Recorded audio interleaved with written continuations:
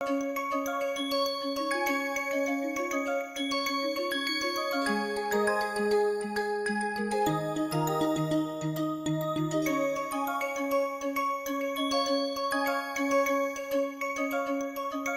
everyone, welcome back. Let's continue our discussion on elevated mutation rates. So we have a population which is being involved in a particular environmental context.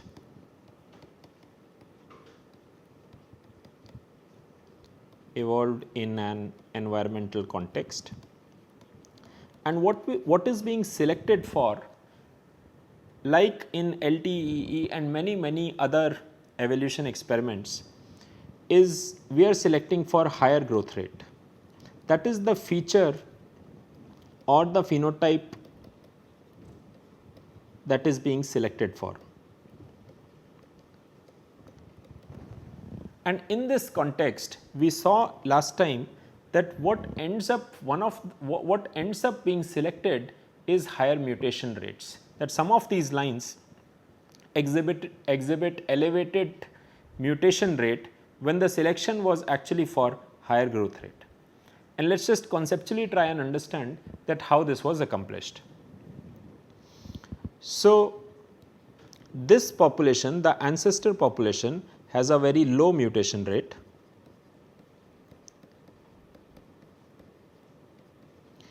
As a result of which, access to beneficial mutations is difficult.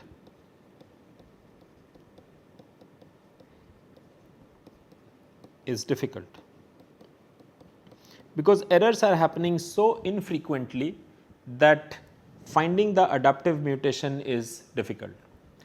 In such a scenario, what happens is that one individual can pick up a mutation such that its error rate increases. So this individual now has a higher error rate than everybody else in the population.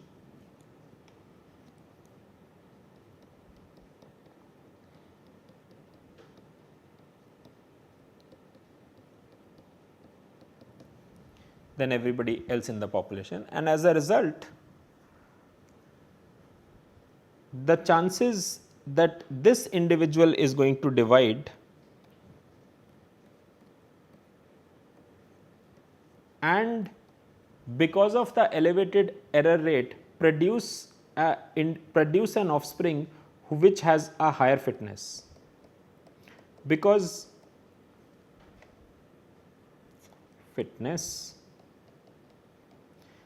as this individual is dividing, its fitness is increasing. As this individual is dividing, its progeny are acquiring many different types of mutations. This is because it has a higher error rate.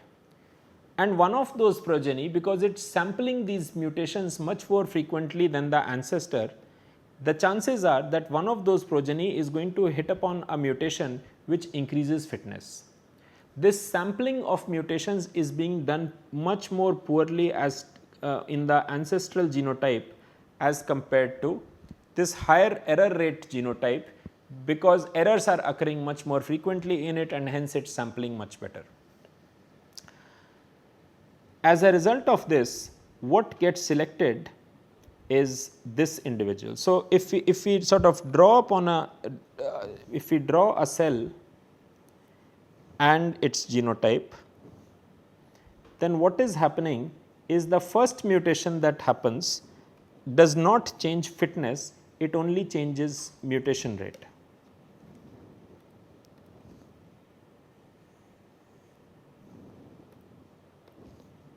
The first mutation only changes mutation rate.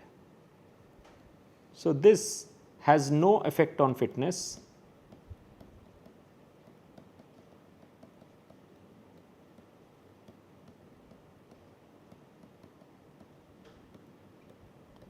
Only changes mu.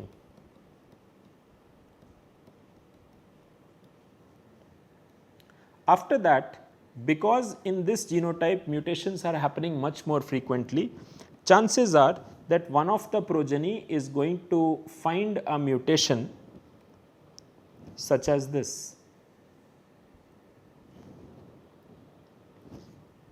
So, this mutation was the one which facilitated higher error rate, and now because of the higher error rate, this mutation, a beneficial mutation, can happen more rapidly in this genotype as compared to the ancestral genotype where mutation rate is low. So, this is a highly beneficial mutation.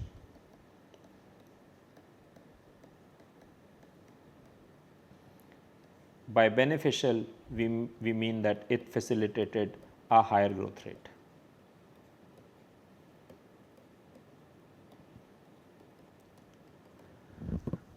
So, again, what is important to keep in mind is that selection was for this.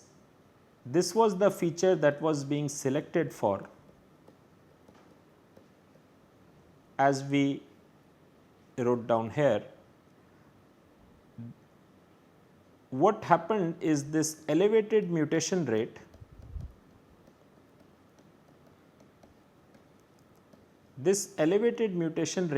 facilitated this process by better sampling of mutations that could occur in a genotype. So, this mutation rate, elevated mutation rate, facilitated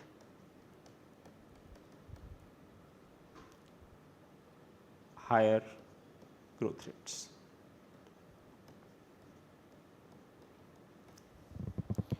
Such an idea that selection was not for higher mutation rates, yet higher mutation rates happened because they facilitated adaptation is this idea is called secondary level selection.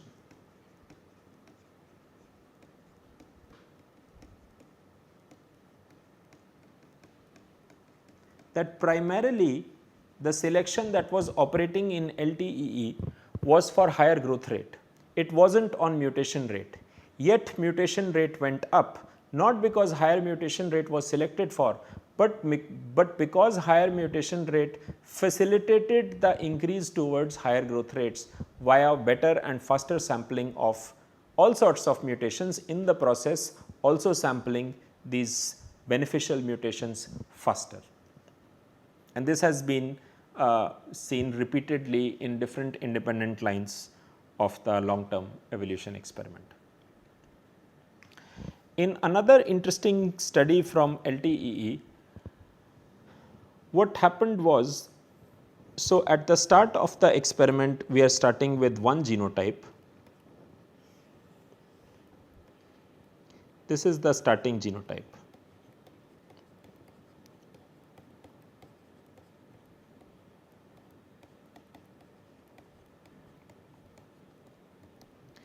When this experiment was fairly early in its progress, this is at about 500 generations, what was noticed that in this flask, of course, as we have discussed many times now, that one flask, the population is going to be so high that it is going to be comprised of several genotypes and not just one genotype, the idea of clonal interference. This flask contains two different versions. Let us indicate them with different colored DNA, and when this experiment proceeded further, what was noticed was that one of these two variants was eliminated from the population. So, in this context, the green individual was eliminated as the evolution experiment continued, whereas the red individual got fixed in the population. So, what are the features that we have discussed of this experiment? That at generation 500, two genotypes were present in the population, two genotypes present in population. None of these two genotypes were the ancestor genotype, both of them were carrying some mutation on the ancestor genotype. So, let us indicate the ancestor genotype with this. And as we move forward in time, what was noticed was that one of the two genotypes was lost.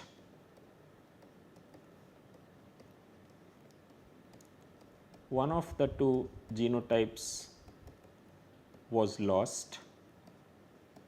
In this case, lost or became extinct. In this case, that genotype is this one.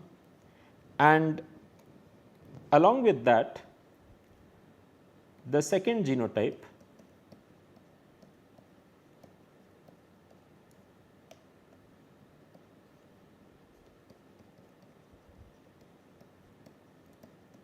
reached fixation.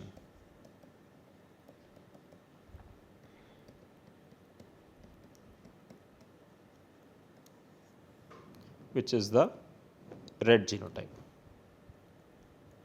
So, as far as this information is concerned, there isn't really anything surprising in this.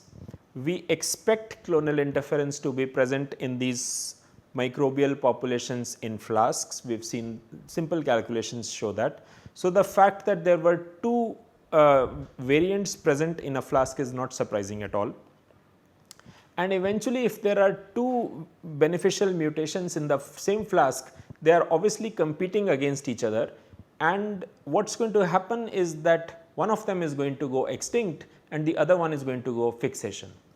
It is also possible that there is also a third likelihood that both of them might get eliminated, and that might happen in the scenario if this is happening, that there was an ancestral individual here, and this ancestor, along the process of evolution, this ancestor picks up this great blue mutation, and the benefit that this blue mutation confers is just so much higher than the green and the red mutation, such that by the time we give it more time, this individual is able to eliminate both the green and the red genotypes from the population, and blue reaches fixation.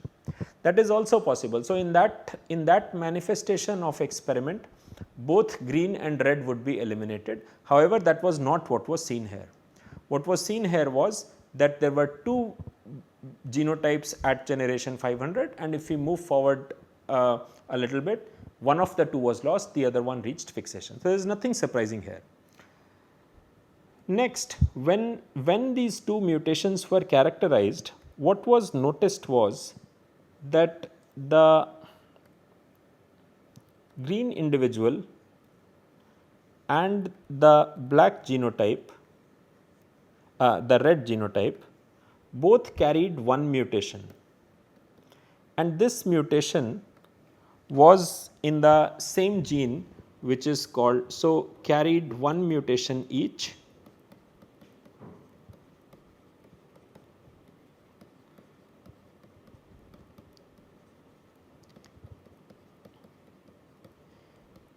In the same gene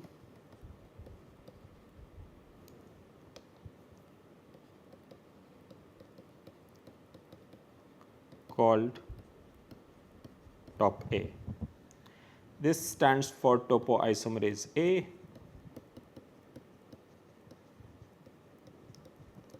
And we do not need to get into the details of the function of this enzyme, but what it does is it controls how tightly DNA helix is packed, and that has implications on the gene expression profiles that we see in an organism.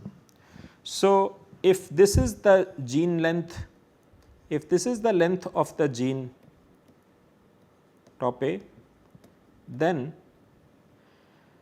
the green mutant carried one mutation only, which changed amino acid,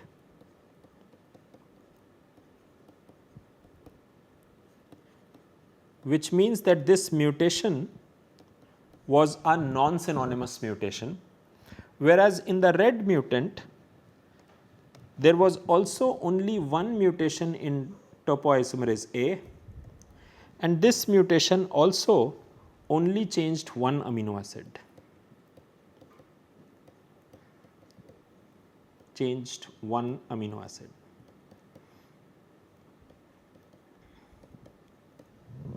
So, both the green mutant and the red mutant are carrying one non-synonymous mutation each in the same gene in E. coli.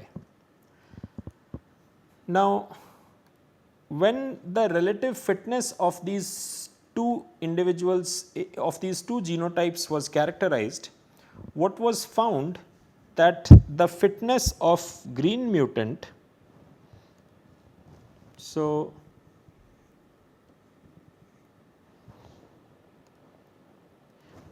let us say this is the green mutant and this is the red mutant.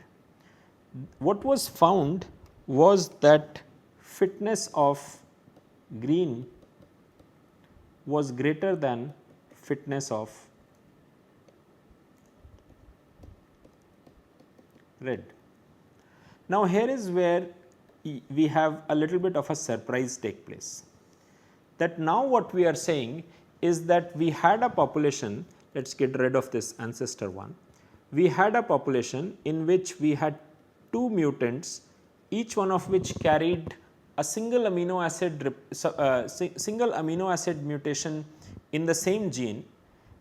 Both of them were beneficial in nature. So, fitness of both of these individuals was greater than that of the ancestor. So, both these mutations were beneficial mutations.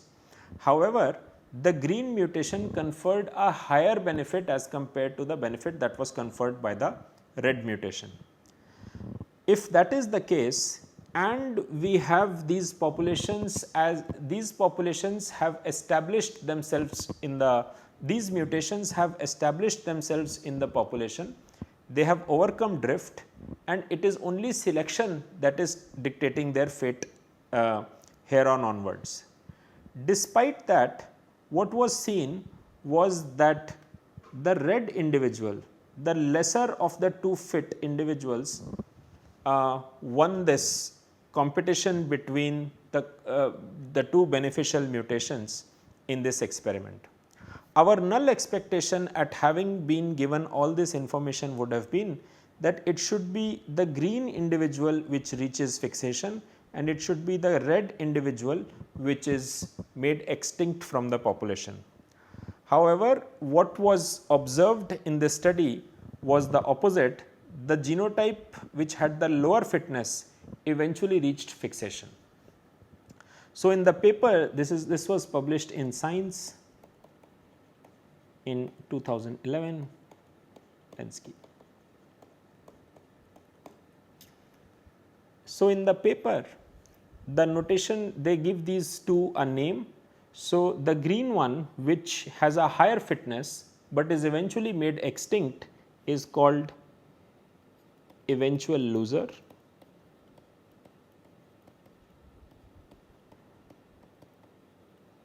or EL, and the red one which despite being of lesser fitness reaches fixation is referred to as eventual winner.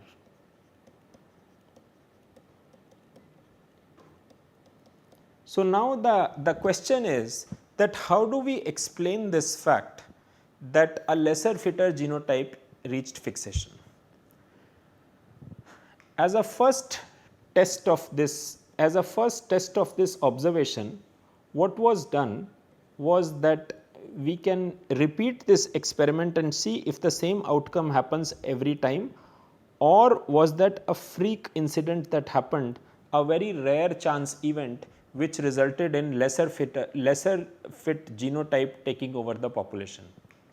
So, when we mix these two genotypes in a ratio of 1:1, that means the same number of cells of each kind, and we re-perform the evolution experiment many times. So, this can be done any number of times. So, every time we do this experiment, what is seen is that the less fit individual, which is the red one and the other is green, what we see in independent runs of this experiment is that less fit reaches fixation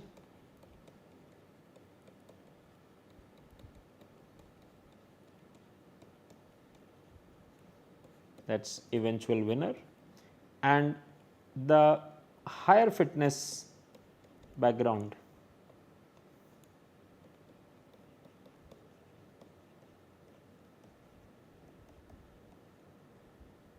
goes extinct. This is eventual loser. So, now we have a problem to explain that why is it in this context the less fit individual is reaching fixation and the higher fitness individual genotype is going extinct. And what was found is the following. So, let me just sketch these two cells.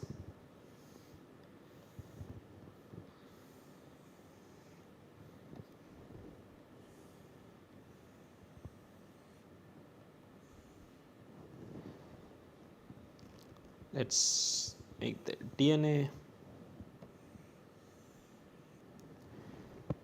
Let us sketch the gene topoisomerase A. So, let us say this is top A,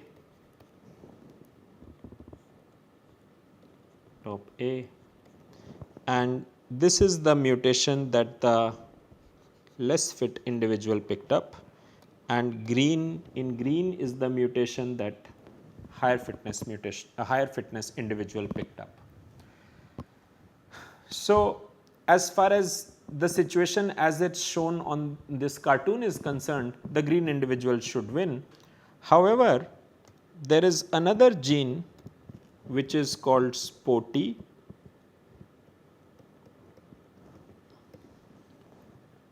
and SPO-T is a gene which is called a global regulator,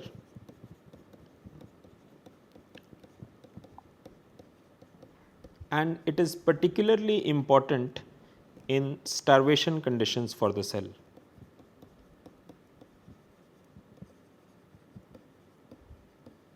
So, a global regulator is a gene which controls expression of many genes across the genome. We studied the lactose utilization system in E. coli at the beginning of this course, and there we saw that LAC-I is a gene regulatory protein which only controls expression of LAC-Z and LAC-Y. So, that is an example of a local regulator. A global regulator on the other hand is going to control expression of hundreds, sometimes many hundreds of genes spread across the genome, and SPO-T is one such global regulator in E. coli, and its role in the cellular physiology becomes increasingly important once there are limited nutrients that are available in the cell. And remember, this experiment was started with this condition that there was only low amounts of glucose that was available for E. coli cells to be utilizing. So, both these cells have this gene SPO-T. However, what happened in all these manifestations where the less fit reaches fixation was that after acquisition of this red mutation, another mutation happened in SPO-T, and this mutation, when it was coupled with this red mutation, these two together created a genotype which was of very high fitness.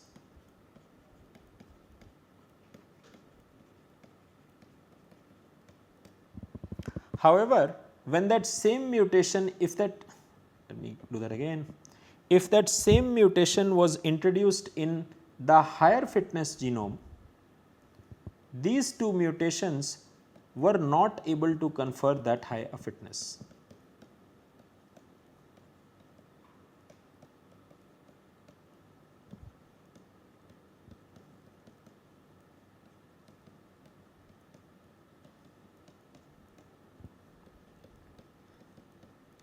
This is another example of the concept that we discuss called epistasis, where we say that the effect of a mutation is dependent on what is present elsewhere on the genome.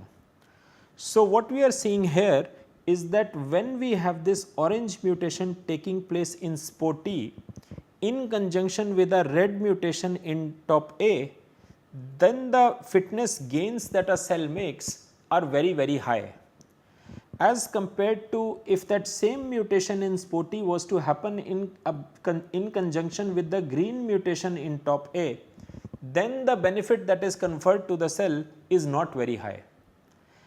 This is an example of epistasis, and it is just present everywhere in every manifestation of evolutionary processes. So, what happened in that experiment was, why the red mutation was winning, because once you have, so let us imagine a context like this, that we have an ancestral population, and out of this ancestral population some pick up the red mutation and some pick up the green mutation. The fitness of green mutation is higher and red mutations is lower. Both these fitness levels are, however, higher than the ancestral fitness. So, this is the current state. However, now there exists this mutation in SPO-T gene, which when happens in this background takes fitness to this level, whereas when the same mutation happens in the green individual is only able to increase the fitness to this level. As a result, the red mutation makes this fitness level accessible to the cell via acquisition of that SPO-T mutation, whereas this higher fitness level is not accessible to the green cell. The same SPO-T mutation does not do it, and so on and so forth.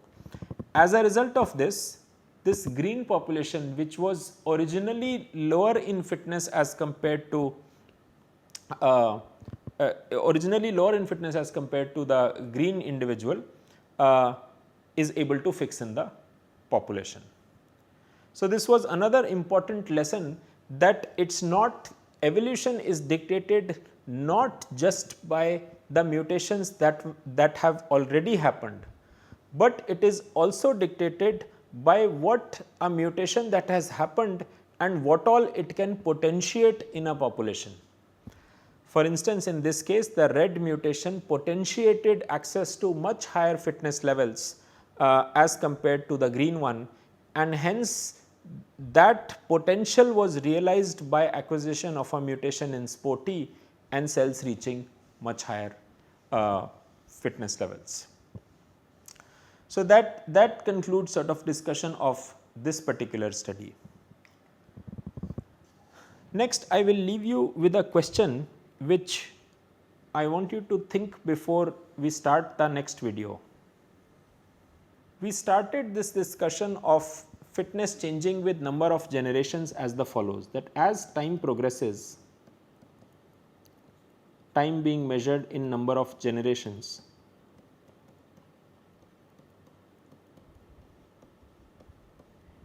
and on the y axis we are plotting fitness, and we saw that this trajectory, this has been seen through many experiments, looks like this. Starts off fairly sharply and then slows down as it is moving forward in time. Now, this trajectory has two fates. One is that there is a plateau here above which it cannot go. Let me redraw this. The first fate of this trajectory is that maybe there is a fitness level here which I will call F max, beyond which it cannot go. So, it will just approach F max and never cross F max, in which case we have a problem, because what this tells me is that does evolution grind to a halt?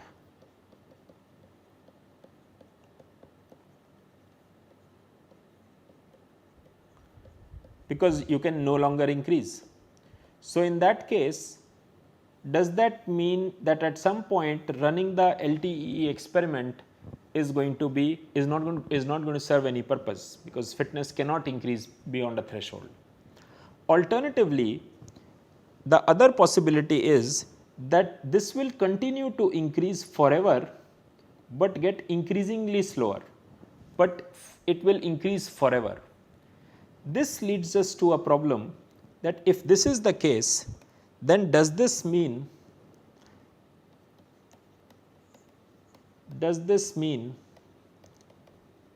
that there is no fitness peak?